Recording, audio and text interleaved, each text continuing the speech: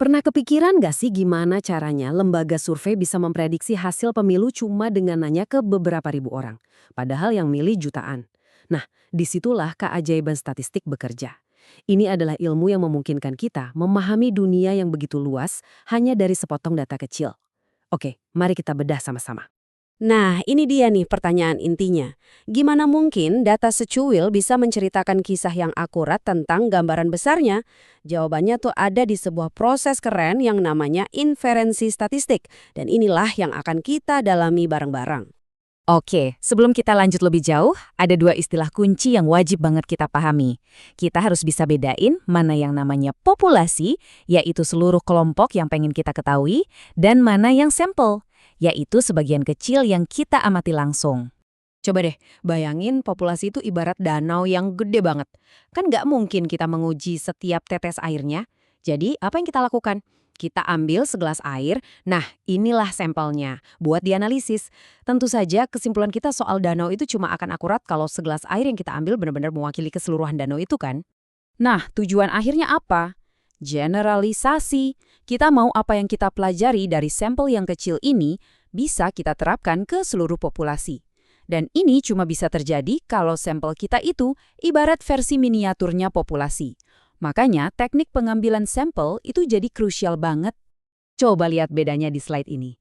Di sebelah kiri, dengan sampling probabilistik, itu adil dan acak. Setiap individu di populasi punya kesempatan yang sama persis untuk dipilih. Hasilnya, sampel kita jadi beragam dan benar-benar mencerminkan populasi. Nah, bandingkan dengan yang kanan, sampling non-probabilistik. Ini bias, pemilihannya nggak acak. Mungkin kita cuma milih yang gampang dijangkau aja.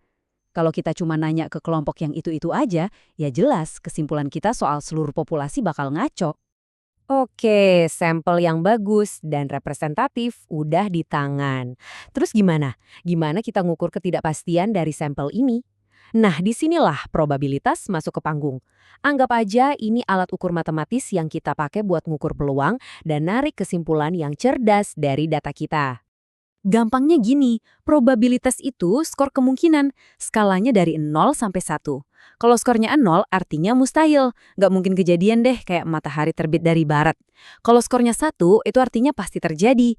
Nah, sebagian besar peristiwa dalam hidup kita ada di antara dua titik ekstrem ini. Kita ambil contoh yang super simple. Misalkan kita amati bulan April, yang ada 30 hari.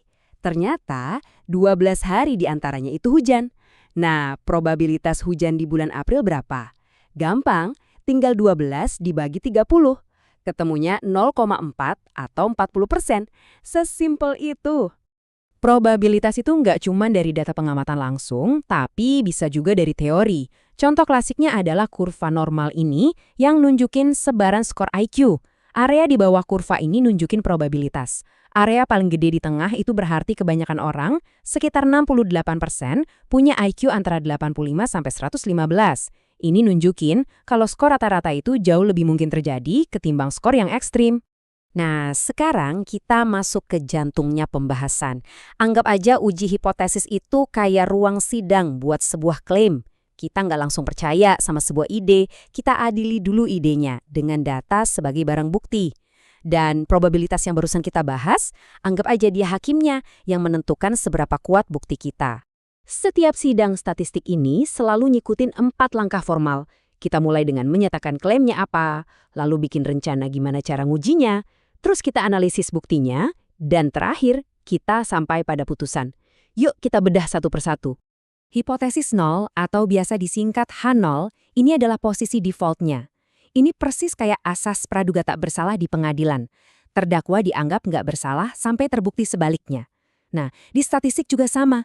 Kita asumsikan dulu nggak ada apa-apa, nggak ada efek. Misalnya, metode ngajar yang baru nggak lebih baik dari yang lama, sampai datanya bilang sebaliknya.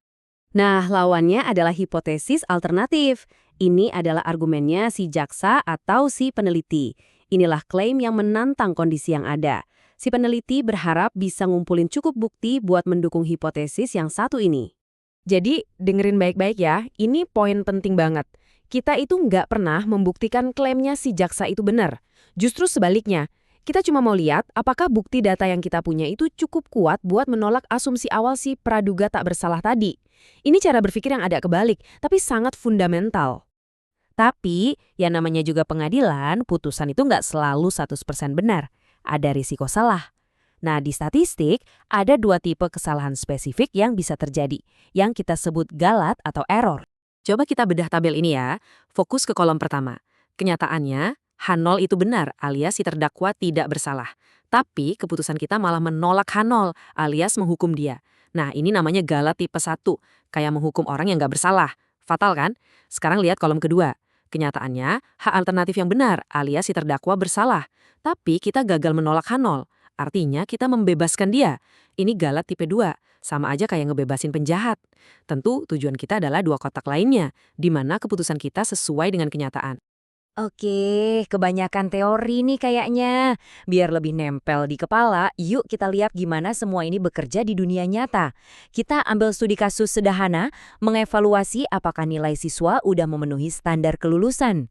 Jadi, ini pertanyaan penelitiannya. Sebuah sekolah mau tahu, secara umum, apakah siswa-siswanya udah berhasil mencapai skor minimal 70 di pelajaran matematika atau belum?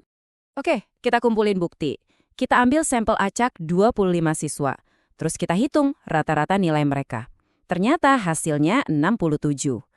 Nah, asas praduga tak bersalah atau hipotesis nol kita adalah rata-rata populasi yang sebenarnya itu emang 70 kok. Angka 67 yang kita dapat ini cuma kebetulan aja, karena variasi acak di sampel. Sekarang, buktinya kita bawa ke pengadilan. Grafik ini nunjukin semua kemungkinan rata-rata sampel yang bisa kita dapat kalau H0 itu benar, alias kalau rata-rata populasi emang beneran 70. Nah, sebelum sidang dimulai, peneliti menetapkan batas keraguan, biasanya 5%. Batas ini membentuk daerah penolakan yang diarsir di ujung-ujung kursa itu. Kalau hasil sampel kita jatuhnya di area arsiran itu, artinya kejadian itu langka banget. Saking langkanya, kita jadi curiga jangan-jangan asumsi awal kita salah. Dan inilah vonisnya. Hasil kita, yaitu rata-rata 67, ternyata jatuh di dalam daerah penolakan. Probabilitas untuk dapat hasil se-ekstrim ini cuma karena kebetulan itu kecil banget, kurang dari 5%. Bukti ini dianggap cukup kuat untuk melewati ambang batas keraguan kita. Oleh karena itu, kita secara resmi menolak hipotesis nol. Kita menolak asas praduga tak bersalah. Terus, artinya apa di dunia nyata? Kesimpulannya, berdasarkan bukti dari sampel kita bisa bilang kalau populasi siswa secara keseluruhan sepertinya belum mencapai KKM 70. Nah, dengan informasi ini, sekolah jadi punya dasar buat melakukan tindakan perbaikan kan? Jadi, kenapa sih kita repot-repot ngomongin semua ini? Karena logika menguji klaim dengan bukti, menetapkan standar keraguan, dan sadar akan risiko kesalahan, itu adalah sebuah skill berpikir kritis yang luar biasa kuat. Mulai dari berita yang kalian baca, produk yang kalian beli, sampai kebijakan publik yang mempengaruhi hidup kalian. Lain kali kalian mendengar sebuah klaim, coba deh iseng tanya ke diri sendiri, apa hipotesis nolnya, apa buktinya, dan seberapa kuat bukti itu untuk melewati keraguan yang wajar? Nah, itu dia cara berpikir layaknya seorang ahli statistik.